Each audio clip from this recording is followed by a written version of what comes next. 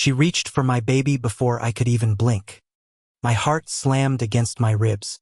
What kind of stranger thinks it's okay to grab someone's child? And when I told her no, she didn't just back away. She doubled down, smiling with this eerie entitlement that made my skin crawl. It was a quiet Sunday morning, the kind where the light falls warm through the trees and you think maybe, just maybe, the world is safe again. I had just rolled the stroller into the Homeowners Association clubhouse's garden courtyard after a long night of rocking my 6-month-old daughter. Ella. The neighborhood had planned one of those forced community events. A coffee and cookies meetup that I normally avoided. But my husband insisted it might be good for appearances. You know how that goes when you live under the iron grip of an homeowners association. Sometimes it feels like theater, like you're forced to smile for neighbors who are secretly inspecting the length of your grass. And then she came. Karen. She was in her late 50s, with sharp blonde highlights, oversized sunglasses perched on her head, and that homeowners association badge dangling like a sheriff's star. You could hear her heels clack against the pavement, each step screaming authority she thought she had. Oh, what a precious little thing. She cooed, voice syrupy but eyes scanning Ella like she was property for sale. Before I could react, her hands darted forward, fingers reaching for my baby's arms. I gasped. Excuse me, don't touch her. But Karen had already leaned in, and for one horrifying second, I thought she might actually lift my daughter out of the stroller. The air around us thickened, other neighbors pretending not to notice, sipping their coffee, eyes flicking sideways but mouths shut tight. Relax, Karen said, waving off my panic like I was hysterical. Babies love me. I raised 3 myself. She'll be fine. No, she won't be fine. I snapped, my voice shaking, my pulse hammering. You don't just grab someone else's baby. And then, God help me, she laughed. A short, ugly laugh that cracked the morning air. What is wrong with people like this? Ella started fussing, whimpering as Karen's shadow hovered. I bent down, scooping her tiny hand into mine, trying to shield her. Karen didn't budge. In fact, she leaned closer, lips puckered as if she was about to kiss my child. That was it. Something inside me snapped. Back. Off. Now. My voice cut sharp enough to draw a couple heads. Karen's smile froze, then twisted into that smug, weaponized grin people like her perfect. Oh honey, don't be dramatic. She's in public. If you didn't want people to interact with her, you shouldn't have brought her here. My jaw dropped. She's my baby, not a community doll. Neighbors shuffled nervously, pretending to examine pastries. The silence was suffocating. Then Karen leaned back just enough to toss her hair. But her voice rang out, deliberately loud. Young mothers these days are so ungrateful. We're just trying to help and they scream abuse. She was trying to flip the script. Classic Karen move. Ella started crying harder, her little fists shaking, and I could feel my blood boiling. My husband wasn't here yet. He had gone to park the car, and for the first time since giving birth, I felt utterly cornered. I did what I never thought I'd have to do at a stupid homeowners association brunch. I pulled out my phone and hit the security number posted on the clubhouse wall. Security. A calm voice answered. This is urgent, I said, my voice trembling but fierce. There's a woman trying to touch my infant against my consent, and she's refusing to back off. Get here now. Karen's face changed instantly. Her eyes narrowed, lips thinning, and she hissed. Are you seriously calling security? Over me? I'm on the Homeowners Association board. Yes, I shot back, lifting my phone higher. And that makes it worse. There was a murmur in the crowd now. Neighbors no longer able to ignore the spectacle. A few even whispered. Finally, I could hear one woman mutter. She always takes it too far. Karen straightened up, crossing her arms, puffing her chest like a schoolyard bully caught in the act. But her voice shook just slightly when she barked. You'll regret this. You can't disrespect me in front of the community. I am the community. The audacity. And then came the twist I didn't expect.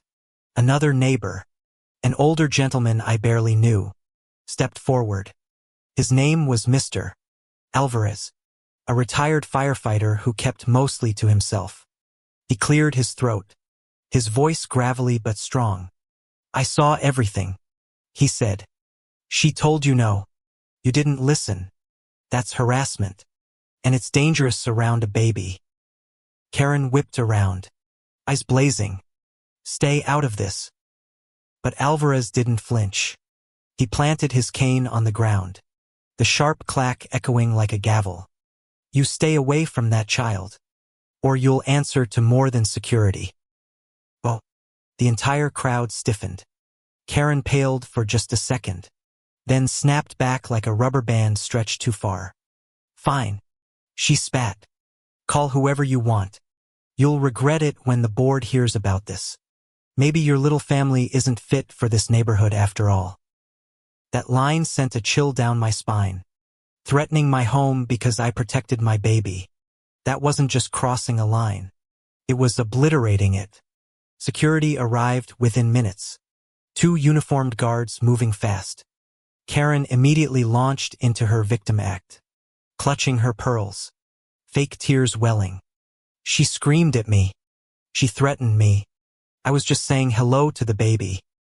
I cut her off, my voice slicing through her performance. Play the cameras. This whole courtyard is under surveillance, right? The guards exchanged glances, then nodded. Karen froze. Oh yes, she froze. For the first time, I saw the mask slip, her confidence falter. Her eyes darted to the clubhouse wall, where that little black dome camera blinked red. Checkmate. Let's review the footage. One guard said. Karen's voice shot up an octave, shrill and panicked. That won't be necessary. But it was. And the neighbors knew it. Heads nodded. Whispers spread like wildfire. She's finally getting caught. My husband walked up just then, confusion flickering into rage as he realized what was happening. He put an arm around me, shielding Ella, and for the first time all morning, I could breathe. The guards calmly told Karen she had violated personal boundaries and created a hostile environment at a community event. They asked her to leave immediately. Her shrieks echoed across the courtyard, a tantrum that made even the toddlers stop and stare. And the irony. She was escorted out in front of the entire neighborhood she once ruled like a queen bee. The sound of her heels clattering furiously down the path was like music. But here's the bitter cherry on top. Later that week, the Homeowners Association board actually tried to review the incident, framing it like I had overreacted. Karen had allies, snakes hiding in plain sight. They wanted to spin it, to protect her power. What they didn't count on was Alvarez. He showed up to the meeting uninvited, cane in hand, voice steady as he testified. If you excuse her behavior, you'll have blood on your hands one day. Babies aren't bargaining chips. That mother had every right to defend her child. The room went silent, one by one. Neighbors who had stayed quiet before finally spoke. It was like a dam breaking. Stories poured out. Karen harassing dog walkers, threatening gardeners, even screaming at kids for riding bikes too loudly. She wasn't just a nuisance. She was a menace. By the end of that night, the board had no choice but to suspend her from all events. She lost her vote on community matters. She lost her power. And oh, she hated it. The fallout was brutal. Neighbors stopped greeting her, stopped inviting her to gatherings. You could see her walking alone, sunglasses hiding her face, muttering under her breath. The queen bee had been dethroned. But here's the twist no one saw coming. 2 weeks later, word spread that Karen had tried the same stunt at a grocery store, reaching for a stranger's toddler in the checkout line. That mother didn't just call security. She pressed charges. So when people whispered in the neighborhood after that, it wasn't about me. It was about her. about how she spiraled down, about how the woman who once lorded over us with homeowners association threats was now reduced to court dates and humiliation. And every time I walk past that courtyard, stroller wheels clicking on the same pavement where she tried to take my baby, I breathe deep, relief, vindication, and yes, a little pity. Because here's the truth. Karen didn't just lose her power. She lost her mask. And once the mask is gone, everyone sees you for who you really are. Tell me, what would you have done if someone tried to grab your baby? Thank you for reading, and don't forget to subscribe to my YouTube channel for more stories like this. I never thought unlocking my garage at 6:12 a.m. would get me tangled in a felony. But there I stood, stunned, staring at a duffel bag stuffed with what looked like tactical vests, shiny badges, and wait, was that a fake gun? My mouth went dry. You'd think in a quiet suburb like Glenview Trails, things like this wouldn't happen. You'd be wrong. It all started 2 weeks earlier, when the Karen sisters Jenna and Mallory moved into the yellow house across the street. Blonde bobs, Pilates tanks, clipped speech, and the unmistakable scent of entitlement. They introduced themselves not with a hi, but with a warning. We expect this HOA to uphold its image. No junk cars, loud tools, or I cut them off. It's a garage, not a gallery. Their faces twitched. Mallory blinked rapidly. Jenna sniffed like I smelled of poor decisions. I knew then we were gonna have problems. 2 days later, they reported me to the HOA for leaving oily rags visible from the street. It was a goddamn chamois cloth, hanging on my fence for 5 minutes while I changed the oil on my '99 Civic. Classic Karen move. But I didn't fight it. I let it go. Until that morning. The padlock on my garage door was scratched, almost like someone had picked it. My cousin Eli, ex-military, now SWAT instructor in the city, always teased me for having old-school locks. One screwdriver and a bad attitude, and you're toast. He'd laugh. Well, he was right. I flipped the light switch. Fluorescent hum. There, next to my shelves of tools and paint cans, sat 2 oversized black duffels. I knew they weren't mine. I didn't even own duffels. I knelt down slowly, heart pounding in my ears, zipped one open. That's when I saw it. Fake police patches, a knockoff bulletproof vest, tinted glasses, badges that read Federal Marshal, a frickin' baton, and under it all a folded-up uniform with a badge number stitched into it. I dropped the flap, stood up, and whispered, "What the hell?" Right then, my phone buzzed. It was Eli. "Yo, I'm dropping by. Gotta borrow your table saw. Dude, you need to get here. Now." He was there in 12 minutes flat, his black Jeep screeching into my driveway like a scene from The Departed. When he stepped into the garage, he went dead silent. Then he gave a low whistle. "Who the hell did you piss off?"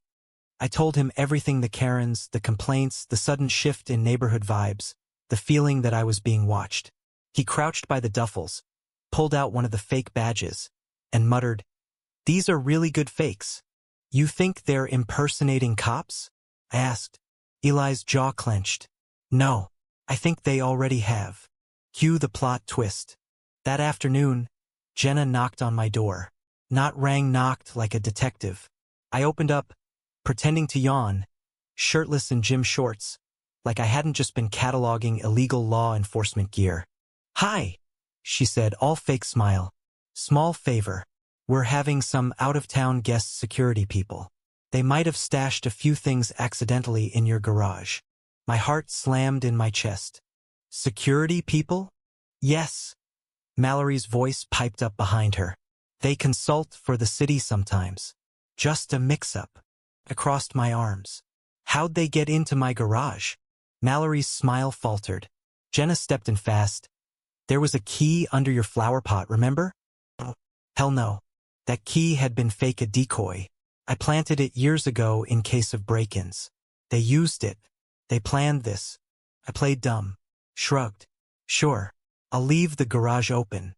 Come by whenever." The moment they left, I looked at Eli. "Tell me you're already recording." He held up his phone. "Since the word security, we called in a favor. Eli's buddy Marcus undercover narcotics, cool as hell swung by pretending to be a city inspector. He happened to notice the Karen's suspicious black SUV parked in front, took a few pics, and left. Meanwhile, we set up a small camera in the garage light fixture and waited. That night, 2:27 a.m., two figures came creeping down my driveway, one in a fake uniform, the other Jenna. I watched from Eli's laptop, mouth dry. She opened the duffel, pulled out the vest, and passed it to the man, then handed him the badge. "We leave at 4. Just one more run," she whispered. My breath caught. What kind of run? The next day, Eli made some calls. By sundown, 3 unmarked cars rolled up. The real deal. FBI, local PD, and Eli's own SWAT liaison. They stormed the Karen's house at dawn. Turns out the sisters were running an impersonation scam offering private arrest services for wealthy families who wanted to scare their kids straight. Teens caught drinking, vaping, sneaking out? Called Jenna and Mallory. For $500, a cop would arrest them, threaten jail time, then disappear. Absolute insanity. Worse, the uniforms were traced to a missing shipment from a real department. Someone they knew must have leaked access. When they pulled the Karens out in cuffs, Jenna screamed, "This is a misunderstanding." Mallory sobbed, mascara running like a horror film. I stood on my porch, coffee in hand, bathrobe open just enough to be a petty menace. "Hey ladies," I said, "next time you use someone's garage, maybe ask." Jenna spat. "You'll regret this, you little rat." Eli stepped forward, badge gleaming. "Ma'am, you just threatened a federal witness." Silence. Delicious, heavy silence. And then, she broke. Screamed, sobbed, kicked the squad car door. Her sister just slumped over and muttered, "We should have used someone else's house." "Oh honey, yes, you should have." A month later, the Karens were all over the news. Local channels ran headlines like, "Suburban Sisters Arrested for Cop Impersonation Ring," and "HOA Leaders Linked to Fake Arrest Scam." HOA leaders. Turns out they weren't just nosy neighbors, they'd wormed their way into the HOA board 2 weeks after moving in. No wonder they thought they could get away with anything. Their mugshots? Priceless. Smudged eyeliner, smug wiped clean. In court, their lawyer tried everything. Mental stress, misunderstood contracts, even performance art, I kid you not. But the judge wasn't having it. Especially after the footage from my garage rolled. "Do you realize," he said, pausing with his glasses low on his nose, "that what you did not only endangered real lives, but mocked actual law enforcement?" Mallory burst into tears. Jenna crossed her arms and hissed at her own attorney. Eli sat beside me in the courtroom, arms folded, whispering, "This is better than HBO." They both took plea deals, 4 years of probation, heavy fines, and a lifelong ban from anything involving law enforcement or public service. The real sting? The civil lawsuits. For families whose teens had been arrested under fake charges are now suing them for emotional distress and fraud. Combined, over $2.1 million in damages. That's not even counting my lawsuit. Yep, I filed 2. Unlawful entry, property damage, identity misuse, and psychological distress. It's pending, but let's just say I'm not worried. My lawyer is a shark with a grudge against Karens. I might actually make enough to finally renovate the damn kitchen. The HOA, they tried to distance themselves. But once word got out about the sisters' manipulation, the whole board was forced to step down. Guess who got elected to the new one? Yours truly. Now every time I hear a neighbor's tool humming, or someone revving an engine in the driveway, I smile. Freedom sounds real good. Oh, and the best part? 3 weeks after the sentencing, I got a handwritten letter. No return address. Inside was one word, written in scratchy pen. Sorry. No name, just sorry. Probably Mallory. Maybe guilt finally won over ego. I didn't write back. Some stories don't need sequels. But if you enjoyed this one, especially the lawsuit twist, hit subscribe on my YouTube channel, because I've got plenty more where that came from.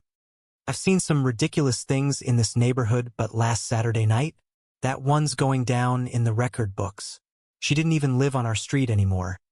Yet there she was, strutting in like she owned the place, fake smile plastered on her face, her heels clacking on the patio pavers like she was about to give a State of the Union address. And by she, I mean the one and only Karen Wexler, former HOA president, professional busybody, and, as we found out that night, an amateur thief. The party was for my friend Natalie's 40th birthday, one of those backyard gatherings with string lights swaying in the breeze. Music low but vibey, everyone chatting with plates of barbecue in their hands. You could smell the hickory smoke from halfway down the block. The laughter was warm, genuine. The kind you only hear when people feel safe and welcome. Which is probably why Karen's sudden appearance felt like a thunderclap in the middle of a sunny day. "Oh no no no no," I muttered to myself when I spotted her weaving between the tables, wearing a sequined cardigan that looked like it had been in a fight with a disco ball. She didn't greet anyone, didn't ask if she could join. She just inserted herself into the gift table area like she was on a mission. Natalie's husband, Greg, gave me the subtle "do you see this?" look from across the yard. Yeah, I saw it. We all saw it.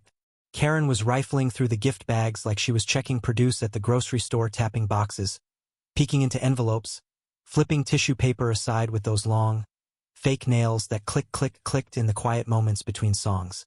Then she did it. She actually slipped one of the smaller bags into her oversized tote, the kind of bag you could smuggle a Thanksgiving turkey in, and walk toward the side gate. My mouth dropped open. Is she? No, she's not. But she was. That's when the twist started to brew, and not just because she was stealing. No, the real twist was that Natalie had been in the middle of a brutal HOA lawsuit with Karen just a year earlier, a lawsuit that got tossed out after the judge found that half of Karen's so-called evidence was forged. Forged maintenance reports. Forged complaint letters. And if that wasn't enough, during discovery, it came out that Karen had filed HOA expense claims for neighborhood improvements that didn't exist. Fraud, plain and simple. The fallout had been spectacular. She was forced to resign as president. The HOA's insurance had to cover part of the mess. And she moved out supposedly to start fresh. Well, fresh apparently meant breaking into social events and committing petty larceny. "Call the police," I whispered to Greg, my pulse pounding. "Now." He didn't hesitate. One quick call, a quiet description, and the officer on the other end said, "We're on our way." Karen, meanwhile, was making her escape, except she had no idea we'd quietly closed the side gate earlier to keep the wind from slamming it. She turned, smacked straight into it, and stumbled. The metallic clang made everyone look.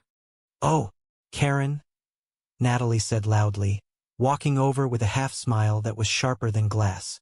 "Leaving so soon?" Without saying hello, Karen froze, gift bag half hidden in her tote. "Oh, just dropping by. I didn't want to interrupt." "You mean you didn't want to stay?" I muttered under my breath. Natalie leaned in, peering at the edge of the bag. "That looks familiar." Karen's voice went shrill. "I was just making sure this got to the right person. It's from me." "Oh, really?" Natalie reached in before Karen could react, pulling out the gift. It was a bottle of expensive whiskey wrapped in gold paper.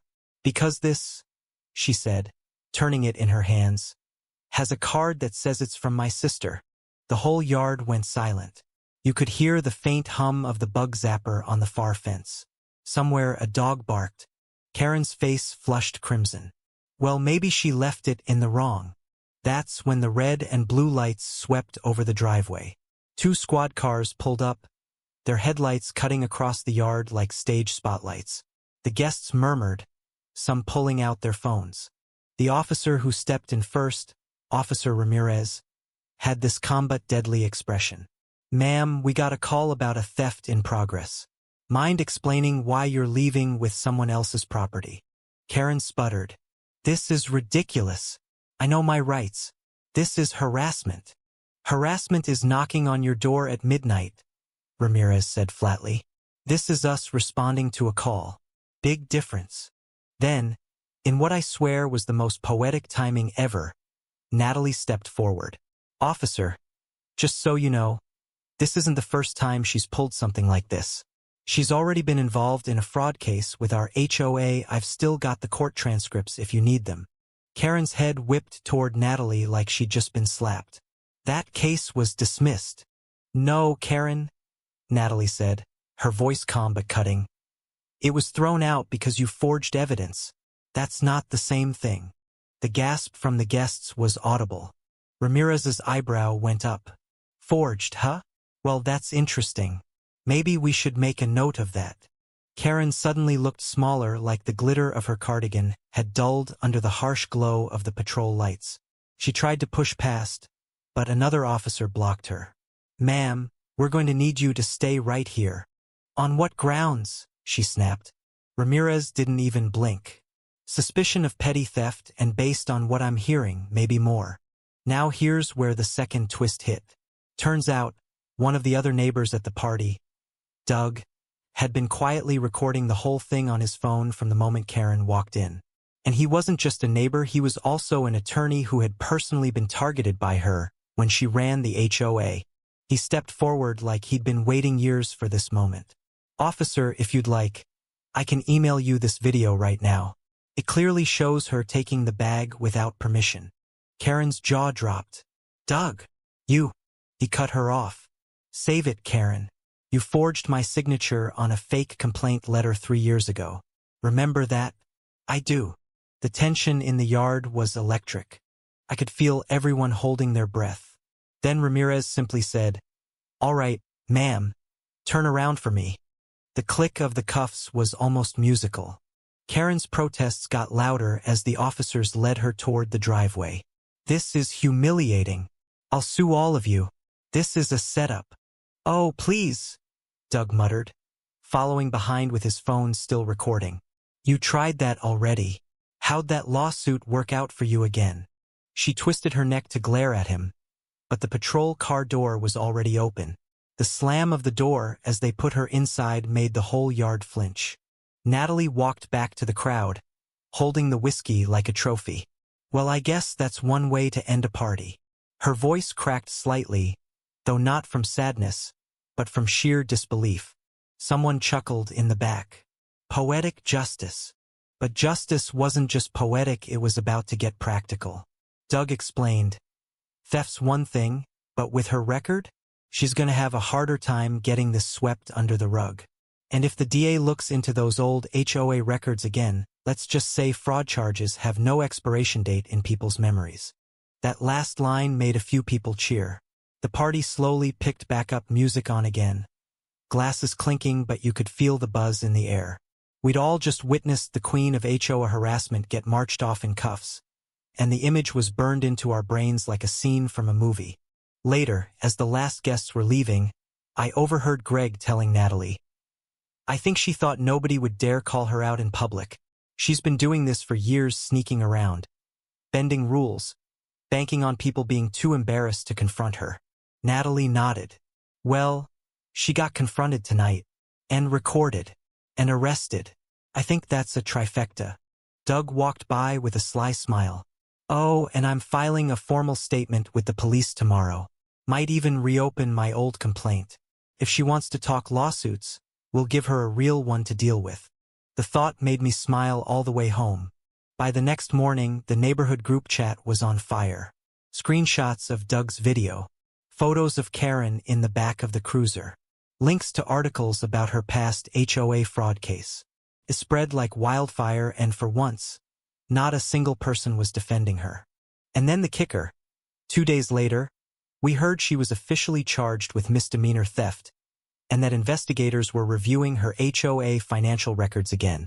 The same ones that had already been flagged in that civil lawsuit. The same ones she thought she'd buried. Guess the past has a way of clawing its way back when you least expect it. So here's the lesson burned into my brain. If you make a career out of terrorizing your neighbors, forging documents, and playing queen of the cul-de-sac, don't be surprised when the curtain finally drops and the whole street is standing there to applaud your downfall. If you love watching HOA Karens get the karma they deserve, hit that subscribe button so you don't miss the next jaw-dropping story.